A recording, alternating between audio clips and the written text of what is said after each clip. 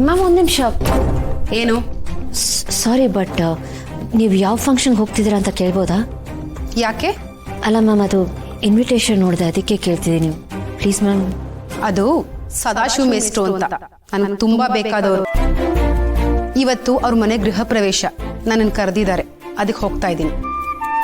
ಹೌದು, ನೀವ್ಯಾಕೆ ಇದನ್ನೆಲ್ಲ ಕೇಳ್ತಾ ಇದ್ದೀರಾ? ಏನಾಗಬೇಕು ನೀವು ಅವ್ರಿಗೆ? ಮ್ಯಾಮ್, ನಾನು ಅವ್ರ ಮಗಳು ಮ್ಯಾಮ್. ಮೇಡಮ್, ನೀವು ನಮ್ಮ ಸದಾಶಿವ ಮೇಸ್ಟ್ರು ಮಗಳ? ಮೊದಲೇ ಹೇಳದಲ್ವಾ ಮೇಡಮ್?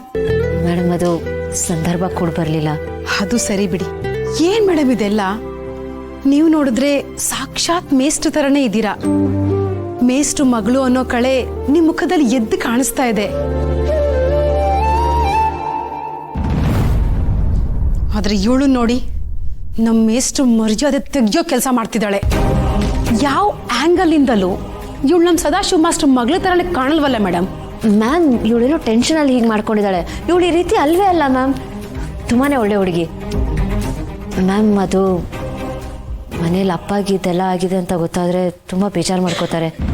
ಪ್ಲೀಸ್ ಮ್ಯಾಮ್, ಏನಾದರೂ ಮಾಡೋಕ್ಕಾಗುತ್ತಾ ನೋಡಿ ಮ್ಯಾಮ್. ಮ್ಯಾಮ್, ನೀವು ಮನಸ್ಸು ಮಾಡಿದರೆ ಖಂಡಿತ ಏನಾದರೂ ಆಗುತ್ತೆ ಮ್ಯಾಮ್. ಪ್ಲೀಸ್.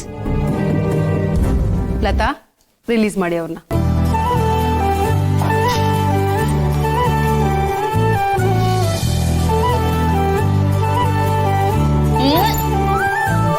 ಸರಿ, ಓಕೆ ಓಕೆ ಮ್ಯಾಮ್.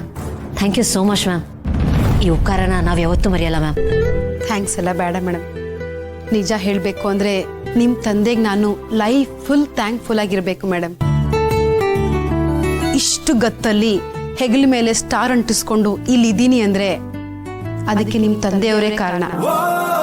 ನಾನು ತುಂಬಾನೇ ಟ್ಯಾಲೆಂಟೆಡ್ ಆಗಿದೆ, ಆದರೆ ಓದೋಕೆ ಇಷ್ಟ ಇರಲಿಲ್ಲ. ಓದೋದು ಅಂದ್ರೇನೆ ನನಗೆ ಆಗ್ತಾ ಇರಲಿಲ್ಲ. ನಾನು ಓದಲ್ಲ ಅನ್ನೋ ಕಾರಣಕ್ಕೆ ಎಲ್ಲರೂ ನನ್ನನ್ನು ದಡ್ಡಿ ದಡ್ಡಿ ದಡ್ಡಿ ಅಂತ ಇದ್ರು. ಅಂಥದ್ರಲ್ಲಿ ನಿಮ್ಮ ತಂದೆಯವರು ನನ್ನಲ್ಲಿರೋ ಟ್ಯಾಲೆಂಟ್ನ ಗುರುತಿಸಿ ನೀನು ಒಂದು ಸಾಧನೆ ಮಾಡ್ಬೋದು ಅಂತ ನನಗೆ ಸಪೋರ್ಟಿವ್ ಆಗಿ ನಿಂತಿದ್ದು. ಬಂಡೆ ಥರ ಇದ್ದೋಳು ನಾನು. ನನ್ನನ್ನು ಕೆತ್ತಿ ಒಂದು ಶಿಲೆಯನ್ನಾಗಿ ಮಾಡಿ ಇವತ್ತು ನಾನಿಲ್ಲಿ ಒಂದು ಮೂರ್ತಿಯಾಗಿ ನಿಂತಿದ್ದೀನಿ ಅಂದರೆ ಅದಕ್ಕೆ ನಿಮ್ಮ ತಂದೆಯವರೇ ಕಾರಣ. ಅಂಥ ಮಹಾನುಭಾವನ ಬಗ್ಗೆ ಎಷ್ಟು ಹೇಳಿದ್ರು ಕಡಿಮೆನೆ ಮೇಡಮ್.